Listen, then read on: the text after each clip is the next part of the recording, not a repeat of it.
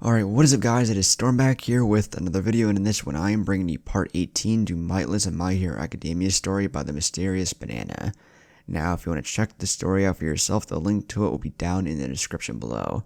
Now I think this is the part of the story where a bunch of original characters get introduced. Now I don't know if this makes the story better or if it makes it shittier, so I guess let's just find out. But before the video begins, if you like the content you're seeing, be sure to subscribe, like, and comment. I mean, they're all free, so why not? If you want some dope channel merch, the link to that will be down in the description below. And if you want to see more of me, go check out my other channels, and go follow me on Twitter, Instagram, and TikTok, which will all be linked down below. But without further ado, why don't we just dive right on in. 2 weeks left until the grand event, the sports festival, and Izuku had already gotten the documents from the intel unit, Sachi and Irina, concerning their reconnaissance mission. The HQ is a gargantuan 80-story compound on the outskirts of town, surrounded by a 15-foot brick wall, with security patrolling around also 24/7. Although twice in Spinner were able to successfully murder a staff member without being noticed, and Toga can now pose as said staff to freely access the first 30 floors of the building. Also, according to the intel unit, the main computers with the international hero file is located on floor 77. As such, the best method of escape is by helicopter. Hence, in order for them to barge in, steal the files and escape, they can't exceed the weight limit their current helicopter can carry. Luckily, Compress and Magni were able to fetch a cargo bob, somehow, meaning that the limit to how many people to bring into this operation is now increased to 8. And since Sachi, Irina, Toga, Magni, and Compress are included into this calculation, that leaves 3 open slots for the heist. Luckily, Izuku had sent Girin to recruit some fresh new units to the team. According to Kurogiri, Shigaraki was very picky in selecting his members and would often lash out whenever a new member gets selected without his consent. He wasn't happy after hearing, considering that he recently just escaped after killing Gordon, Darwin, Kat, and Shogi, 4 of his best men. 2 failed to keep him contained and 2 more died while trying to retrieve him. Today was the big day. The villains were designated to meet up at a warehouse, and Izuku, under the name of Mightless, will now go meet them and discuss his plans. Wow, Girin wasn't kidding. There really are a lot of eager volunteers, thought Izuku, looking into the warehouse from his vantage point. Are you ready, sir? Asked Girin. Are my bodyguards in position? Asked Izuku.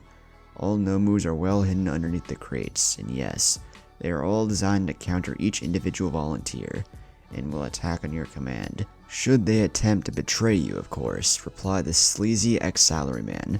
Good, then wish me luck, Izuku said, as he stepped out of his podium, 1 floor above the crowd.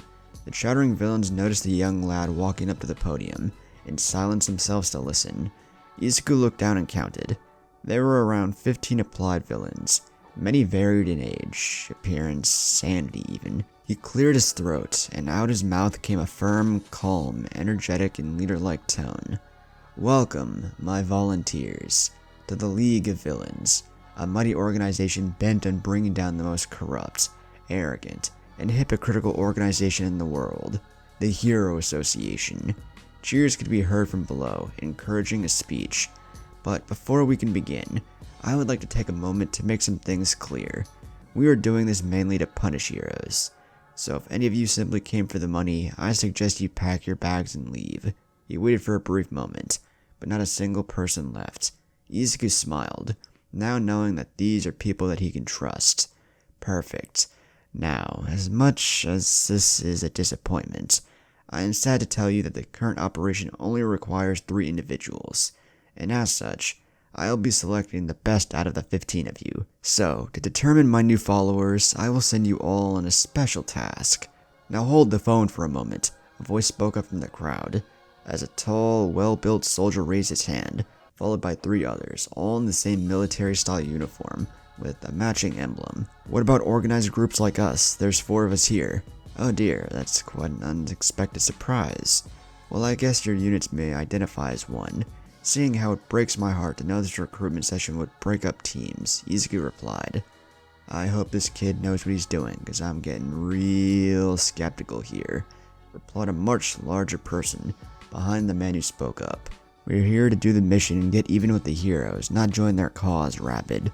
I'm not quite on board either, but if we get a chance to get payback to the very men that got away with slaughtering our forces, we might as well get paid for the job, he replied. Izuku looked down on his recruitment list and did a tad bit of research on the group. The Hounds, mercenaries and ex-US Special Forces, known for the Okinawa incident. Members include Alpha, Tracker, Rabid, and Doc. They might be quite useful for this operation, although chances of them sticking around are slim. Out of everyone else in this group, they might get this job done much easier compared to everyone else though, Izuku thought. Suddenly, another volunteer raised his hand. Can we just do this operation and get paid, but not actually join the league? Asked said volunteer. Oh, so I suppose you're here just for money, right? Asked Izuku. He must be Iberk. Quirk-wise, he might be the last guy I want for such an operation, and his ambitions surely doesn't help. Although he may be of great use in case the pro heroes do show up. Might as well give him a shot as well. Yeah, I heard your earlier speech. I can leave if you want, he replied nervously as he saw everyone glaring at him, and even the boxes felt like they had eyes. It's fine. Everyone here is given equal chances to succeed, assuming they can stand up to the following task, Izuku declared. Task? Mumbled the crowd to each other. Izuku cleared his throat once more. You see, we had a minor setback during a recent assassination attempt when a member within our ranks betrayed us, Izuku said, as a picture was projected behind Izuku via a projector.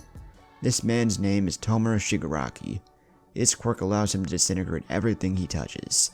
A former member of this league, his spoiled, childish attitude led to him betraying the organization and backstabbing us during a mission. He's now on the run, and your job is to bring him back to me alive, of course. Is there any limit? Asked a young boy around his age. No, first come, first serve, Izuku said, and I wish you all good luck. And with that, the villains were dispatched. Some started to group up, while others started to search alone. As the villains left the building, Giran appeared behind Izuku. I already ran a background check on them, so why initiate this mission, he asked. Izuku smirked. Your background check only allows your volunteers to show you what they want you to see, and liars, especially in the villain world, can often take advantage of what to provide false information. Threatening refusal of administration and creating a steadying competition is the best way to reveal these people's true colors. Are they lone wolves or team players? Are they rebellious or loyal? Are they organized or do they think on the fly? This will be the perfect opportunity to find out what these people are truly capable of. Izuku replied, as a portal appeared beside him. Where are you going? Asked Giran. I've hacked into the city cameras, and now I would like to observe how your hand-picked volunteers fare. As per expected, several groups were formed between the volunteers. Izuku immediately took interest to the Hounds, who were acting very professionally, scouting abandoned buildings while wearing casual civilian wear. Izuku noted that Tracker, the second in command, had a quirk that could track down specific targets, but it doesn't work well in cities, and considered that maybe this job wouldn't suit him very well. Meanwhile, it seems as though there were some lone wolves within their squad. You could see Jack, already causing trouble due to his twitchy behavior. Steel, who was doing the smart thing and asking nearby locals if they had seen Shigaraki, holding up a picture for reference. Two other teams also started to form. Endo seemed to have team up with Kuro and Kumo, although from his analysis, he was more so using them than actually cooperating. Meanwhile, it seemed as though Veronica, Yang, Ibik, and Russi, all being kind, cooperative people, had teamed up together in quite a spectacular manner. First, Veronica and Rusty ran into each other, apologized to each other, with Rusty going on and on about something he wasn't able to hear. It was almost like the first time he met Ochako. He then saw the two shake hands. Next thing you know, a German Shepherd leapt onto Veronica as Yang ran in, rapidly apologizing, and soon enough, even Ibek joined the group. Izuku then turned to his notes. So far, the Hounds were a super solid team. While Veronica's group seemed to get along so well, he called that group Team Friends, while naming Endo's group Team Puppet due to Endo's manipulative nature. That was clearly starting to show. Despite knowing so much, I can't hear a word they're saying. Wonder how things are coming along, Izuku said to himself.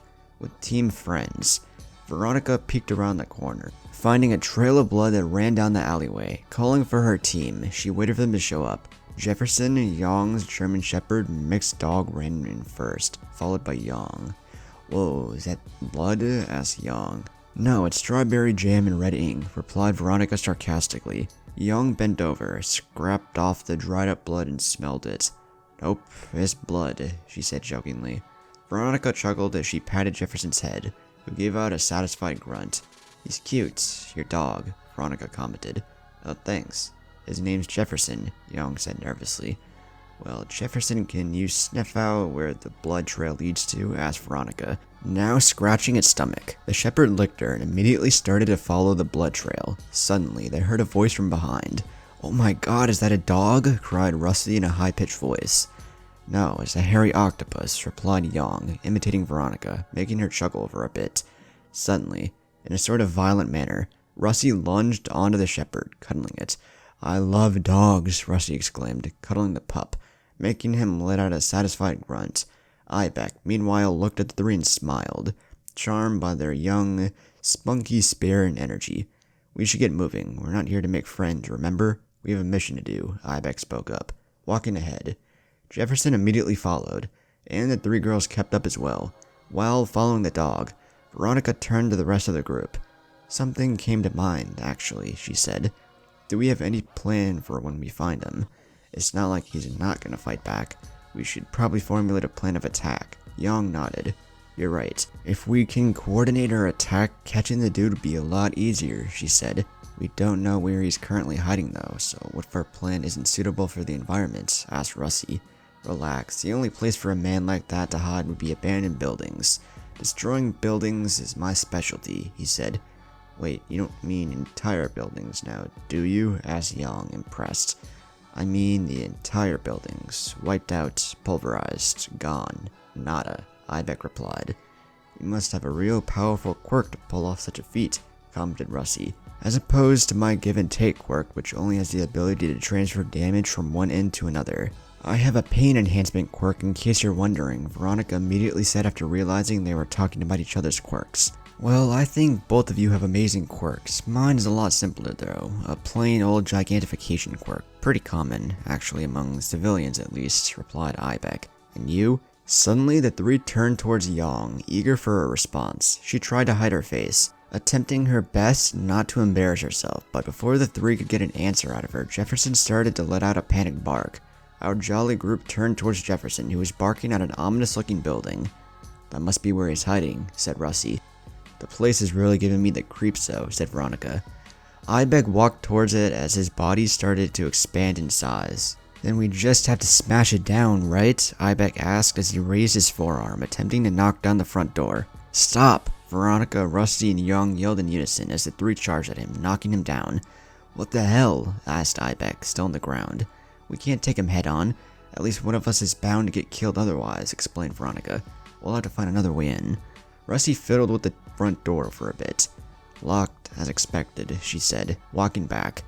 "Well, maybe we can use Ibeck's gigantification quirk to carry us to one of the top floors. That way we may sneak in from somewhere he wouldn't expect," suggested Veronica.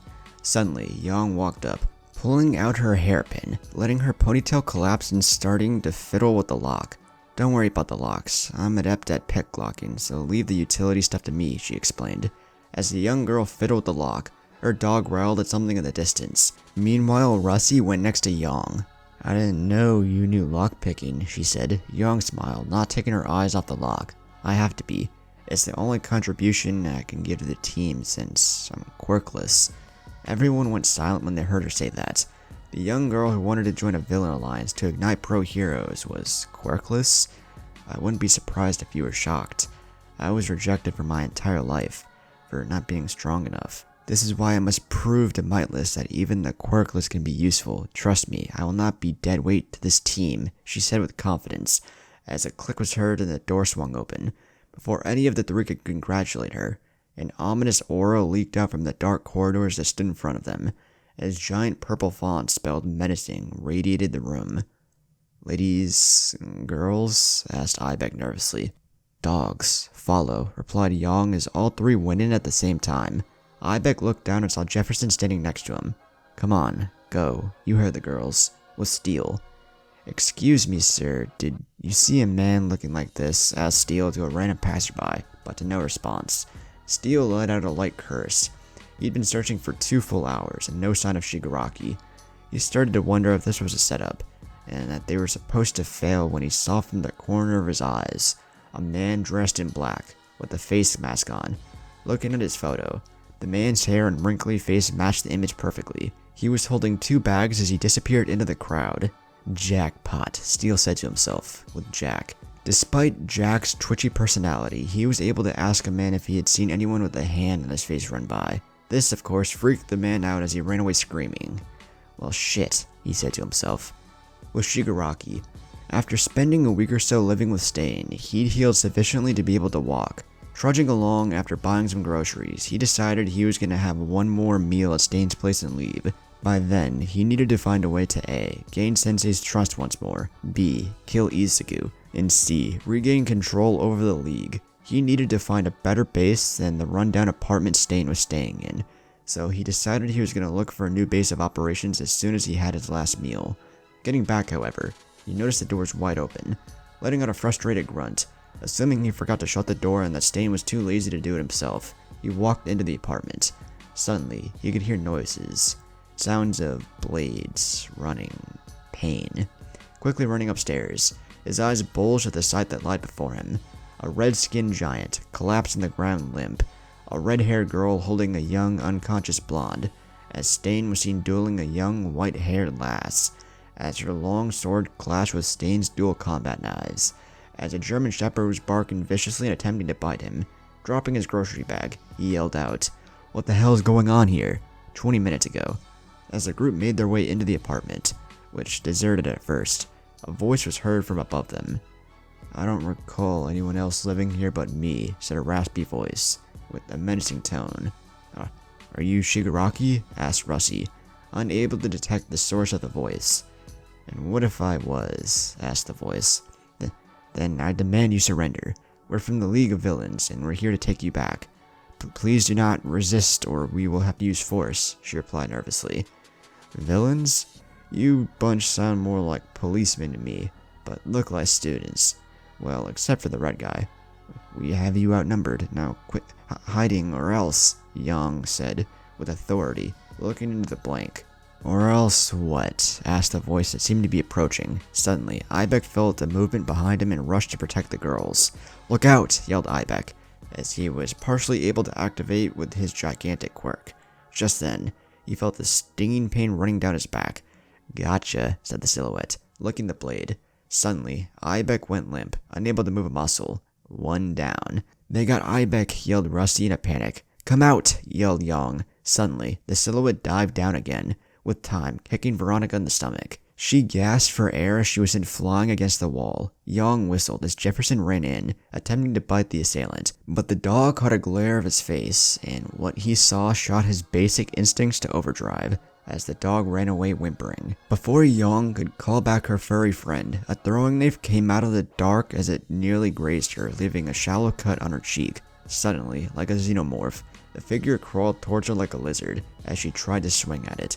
But it leapt over the swing, about to lick her bleeding cheek. But then, a rock came flying in, causing Stain to back off.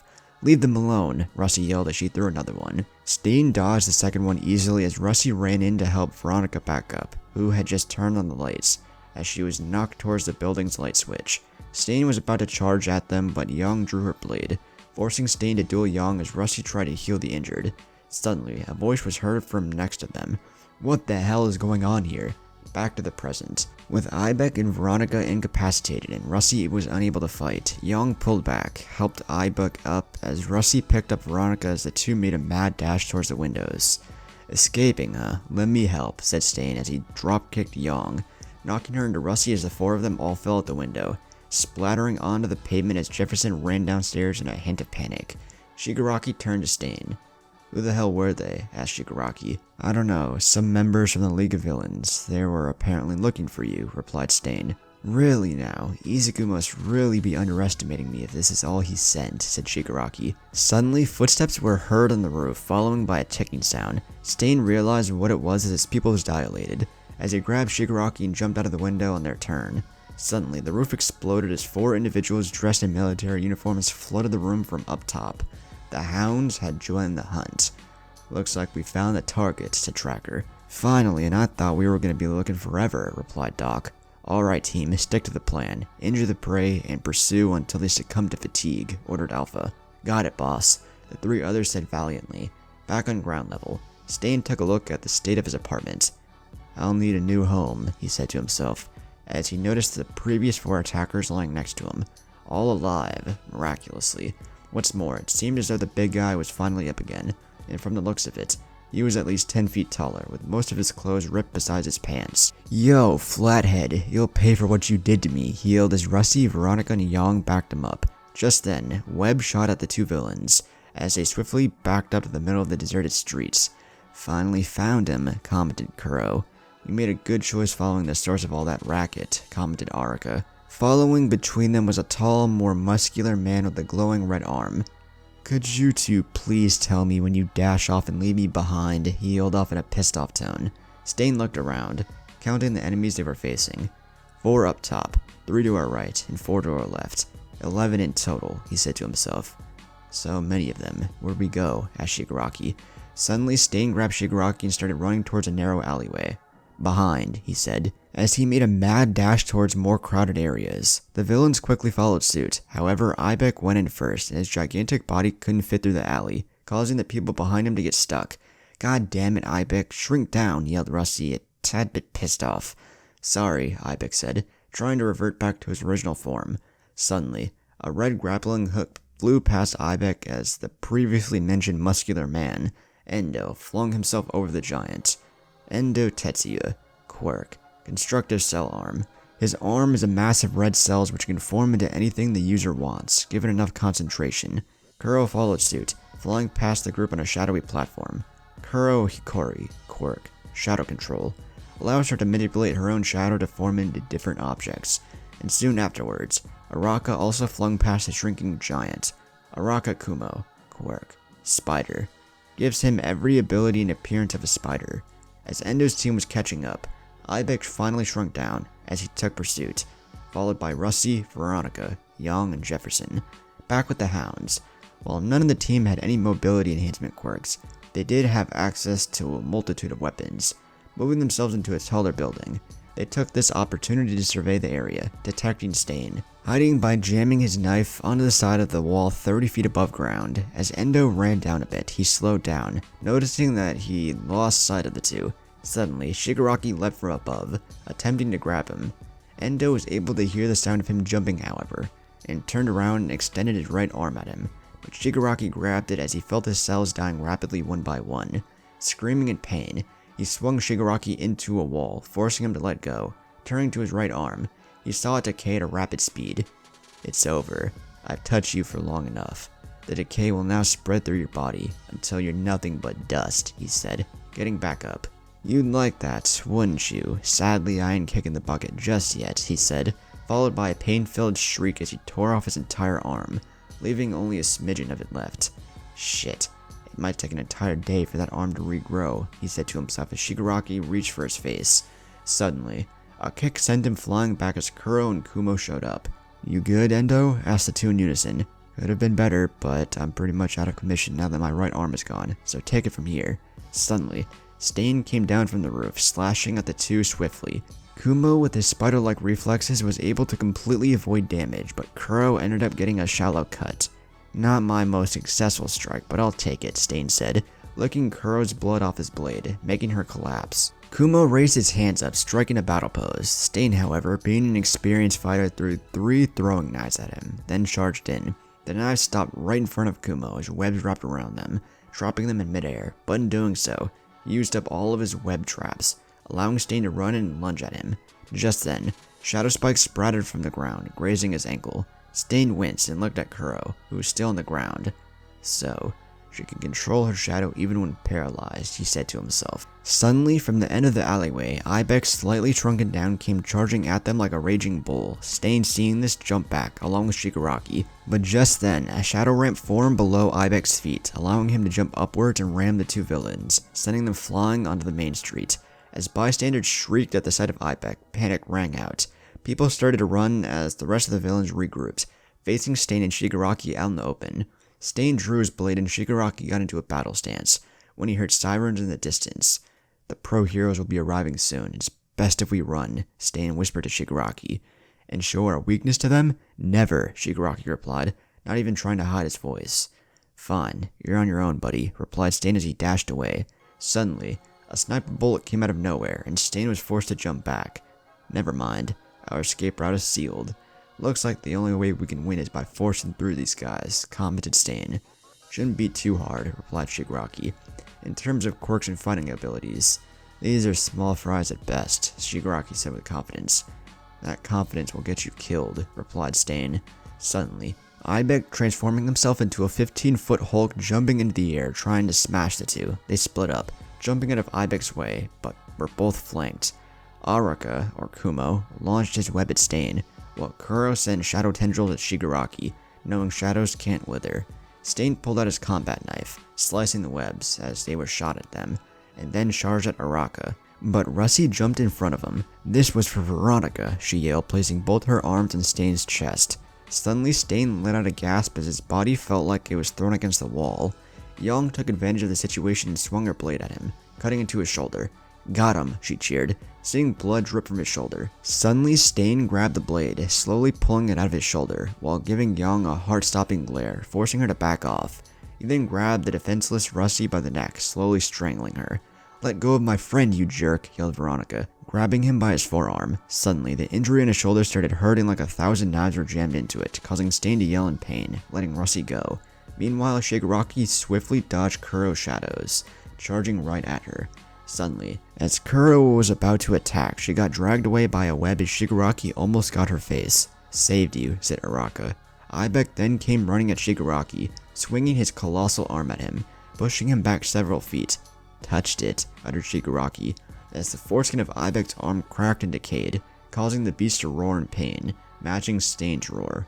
Suddenly, a black SWAT van came flying out of nowhere, trying to run over the vulnerable Stain. Seeing this, he flung Veronica with all of his might, sending her flying into the van as she coughed out a carpet of blood. He then pulled out his last throwing knife, throwing it at the van's front wheels. This caused the van to swirl out of control, sending it crashing and tumbling towards Stain, who ran in and slid under it, and in a brief, slow-motion moment, worthy of a Captain America scene, reached into the cracked windshield and pulled out the driver as the van went airborne for a brief moment. The van itself tumbled and crashed into Ibex, who was crushed underneath the 25 tons of metal. Stain looked at the unconscious driver, a well-built, buff brute in a military uniform with brown hair underneath a cracked helmet. Then he heard someone say, "They got Rabbit, I'm moving out to save him," followed by a blonde, slender, and tall bursting out the crashed van's door, firing dual M8 handguns at him.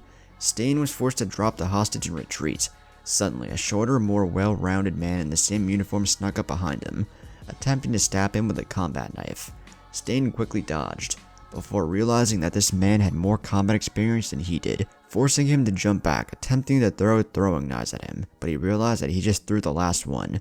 "Tracker, don't fail me now," he whispered to himself, as another sniper round came flying at them, shattering Stain's sword. "Target disarmed," said a voice coming from Alpha's headgear. "Damn sniper," Stain muttered to himself. Just then, Shigaraki was sent flying at Stain, who caught him midair. "See, I told you were being overconfident." "Ah, shut up."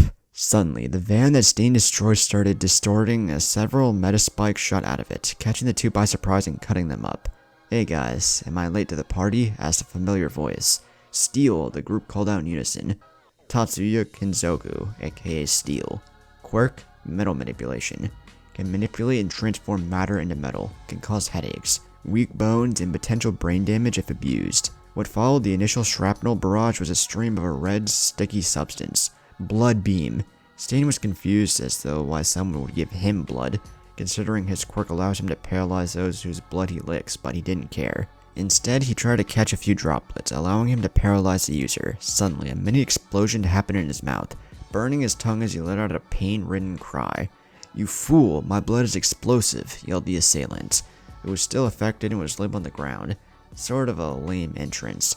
Jason hugged on. Quirk, explosive blood. I think the name speaks for itself. "You'll pay for that," Stain said, coughing up blood.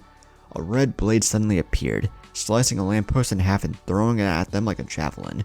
Shigaraki tried to stop it, but the speed at which it was thrown scraped his hand, but he was still able to successfully disintegrate the lamppost. "Hey now, don't forget about me," said Endo, recovering from losing his right arm. "And now we're all here, well, except for Jack, wondering what he's doing," said Steel, as the hired guns closed in on the two weakened villain fugitives. However, a massive flash of light blinded all of them. Wondering what was happening, a sudden realization struck Jason's mind. "It's the pro-heroes," he yelled out, before several police cars arrived on scene, followed by colorfully dressed pro-heroes. "Stop right there, villains. You have no right to cause panic in broad daylight. Stand down now or else," exclaimed a humanoid-looking spider. Kumo Senshi, hero name. Jet Spider. Quirk, Spider King. Alright, stopping right here. I don't know if the author might have fucked up with the Araka dude and this Kumo guy. He might have, I don't know. It might be related, I don't really know. I guess we'll find out. Back to the story. It gives him all of the abilities of a spider. "What do we do now?" asked Rusty, as they got surrounded. "We fight," responded Yang, drawing her blade. Meanwhile, Stain and Shigaraki took this opportunity to escape, but not before a sniper round hit Shigaraki in the left knee, but was not able to slow him down enough. "Damn it, the target's getting away. What do we do, boss?" asked Tracker. "We have bigger problems to worry about. Get down here, Tracker. We need all the help we can get," exclaimed Alpha, before he got kicked in the face, jamming his headset. Tracker put down his sniper, pulling out his combat shotgun and jumping down from his perch.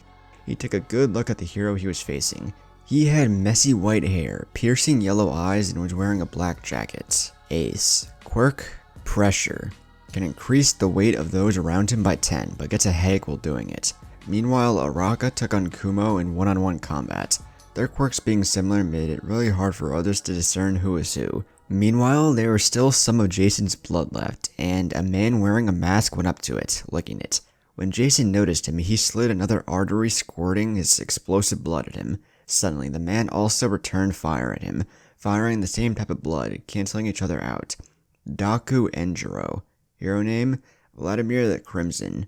Quirk, Vampirism. Can copy the ability of users whose blood he consumes. Also has common vampire weaknesses like garlic, crosses, and sunlight.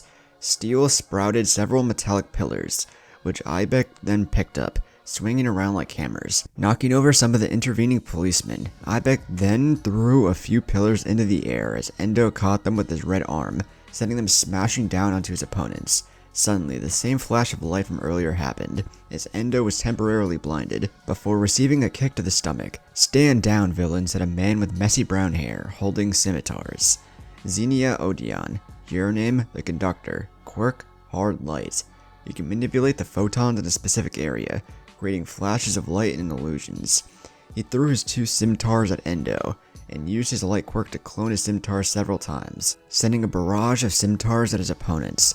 Endo expanded his right arm, blocking both scimitars as the illusions dissipated. He then expanded his arm into a hammer, smashing Xenia, at least what he thought was Xenia. "Over here, buddy," Xenia said behind him, before splitting into multiple versions of himself. Meanwhile, Yang and Veronica kept getting hit out of nowhere. Wondering where the hits were coming from, they stood back to back. "That won't help you," said a voice as Yang was struck on the stomach. "Yang, are you okay?" asked Veronica. "I'm fine, now where's the bastard?" asked Yang. "Right behind you." Behind the girl stood a man, randomly eating a hamburger. Enoshima. Quirk, Time Frame. He can stop time for 5 seconds. Should he go over, he gets a bad case of diarrhea. Back with Kuro and Russie. She seems to have her hands just as full. "Can you keep up, Erza?" asked a young lad to another. Tatsumaki Rayama. Quirk, Deadeye. Anything he throws are guaranteed to hit their mark. And I was about to ask you the same. Ezra Hammett. Quirk, Healing Factor. He can regenerate himself from minor wounds. A sniper and a regenerator versus an assassin and a healer. "Odd matchup," said Kuro, swiping at Ezra, who heals from every wound he gets. "Yeah, tell me about it," answered Russie, healing every wound she gets. To recap, so far it's Kumo versus Araka, Veronica and Yang versus Enoshima, Endo, Steel, and Ibeck versus Xenia, Jason versus Vladimir Crimson, the Hounds vs Ace, and Kuro and Rusty vs Ezra and Tatsumi. Kumo vs Araka. Kumo lunged his spider legs at Araka, but they were stopped by a web trap that Araka set up earlier. As Kumo struggled with the web, Araka lunged at him, trying to bite him. Kumo jumped back, while spitting some webs of his own on the floor beneath where Araka was going to land. Pulling with his enhanced strength, he ripped off the trunk of the road Araka was standing on, flinging him into a building. As the smoke cleared, he saw Araka emerging from the smoke, as he started to rip off glass panes from the building he was climbing, raining them down on his enemy. Upon seeing this, Kumo gathered most of his fluid, stretching across the two buildings on opposite sides of the street and creating a giant net, catching all of the falling glass. Kumo then climbed up to the side of a building, catching up with Araka, who immediately flung two glass panes at him. As soon as he got over the net ceiling he created, Araka then ran across the giant web, jumping on caught glass panes to not get stuck towards where he thought he hit Kumo. But as the smoke cleared, he saw that Kumo wasn't there. Then he noticed two pieces of webs, stretched out to their very limit, and looked down to its source. Kumo creating a giant slingshot with what web he had left. He then flung himself like a catapult, launching him into Araka, knocking him into the air, and then, with all of his strength, he smashed him downwards. Araka, however, wasn't knocked unconscious, and launched his webbing to either side of the building, catapulting him back upwards. He even went over and above Kumo. Suddenly, he shot his web at him, latching onto both his shoulders, and flung him into his own net, causing it to snap, and launching Kumo's trapped body into the ground, making a gigantic splat. Araka then fell back down, landing with perfect accuracy. He took a look behind him. Kumo was knocked out.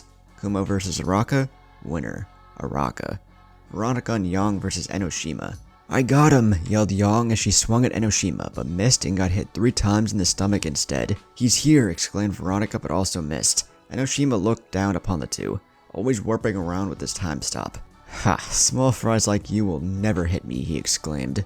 "No, but you must have a weakness, and I will find a way to exploit it," said Yang as she swung at him, but missed again. "Ha! Try again," he said, berating Yang. "Yang!" cried Veronica in panic. "Don't worry, I'm counting," she replied, as she was getting beat. "Counting?" asked Veronica. As Enoshima barraged her from all sides, she counted down how long he was stopping time. Suddenly, her eyes flashed, as she then took off her shirt right as she tried to hit Enoshima another time. "Yang, what are you doing?" asked Veronica, embarrassed to see her strip. Suddenly, Enoshima appeared 4 feet away from Yang, clutching his stomach. "Damn, I got too distracted by her body to realize my time limit was up," he said. "You used your body to distract him?" Veronica asked. "Yeah, it was the only option. Now, since he's in pain, use your quirk on him," Yang said, putting her clothes back on. "Right." Enoshima slumped over, looking at her with fearful eyes. "What are you gonna do?" Veronica and Yang vs Enoshima. Winner by bloody diarrhea. Veronica and Yang. Suddenly, from the sky, a muscular man came flying down. The crowd cheered and the villain shuddered at hearing the call of his name. "All Might!" "Don't worry, citizens," said All Might with confidence, "for I am here." Rabbit clenched his fist.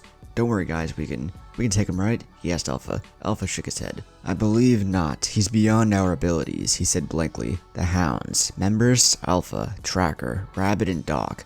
Alpha's quirk, Heartless. You can dull his emotions, being able to fight without morale or fear restraining him. Tracker's quirk, Manhunt. You can discern his target easily from large crowds, easily finding targets. Rabbit's quirk, Berserk. You can supercharge his body with adrenaline, boosting physical capabilities to superhuman levels. Doc's quirk, Blood Density Manipulation. She can densify blood to quickly close her wounds or thin them down to clear clogged arteries and veins. Rabbit growled. As Alpha sounded the Hound's retreat signal, but the heroes were too overwhelming and everyone was struggling to keep up. Suddenly, all the heroes froze in fear as the sky turned blood red, cracking open as eyes peeked through. The buildings were shifting as some civilians passed out from fear. Even the villains were shaking. Alpha, however, unable to feel fear due to his quirk, smiled as he saw the man causing this. Jack Deathringer. Quirk, Nightmare.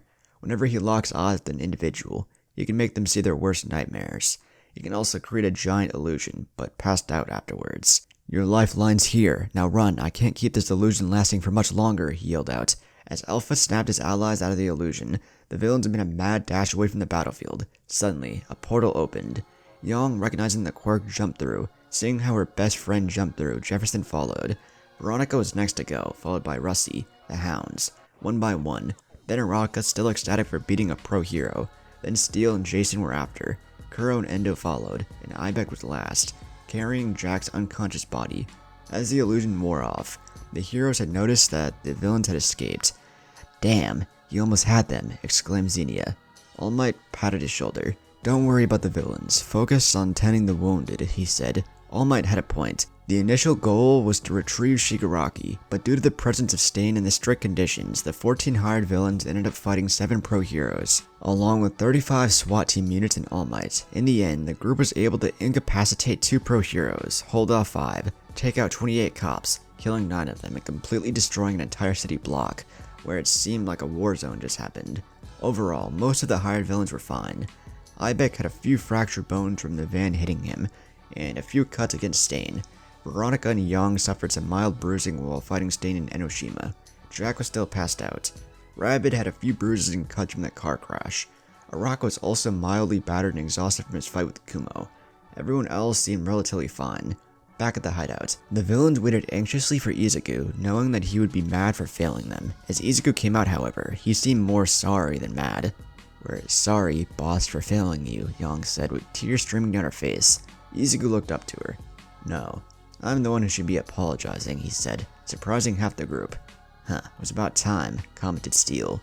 "You apologize, but why?" asked Russie. Izuku sighed. "Because I got too naive. I didn't think things through. I sent all of you people, who didn't even know each other, against one target, with the condition that would have guaranteed you to betray each other, along with providing you with lackluster information and not accounting for Stain. Truly, I sent you all on a wild goose hunt, and I apologize," he explained. "So, do we all get the job?" asked Kuro. "No. I still only need 3 people. P.S. The hounds count as 1, replied Izuku. "Then who are you gonna pick?" asked Endo. At this, Izuku smiled. "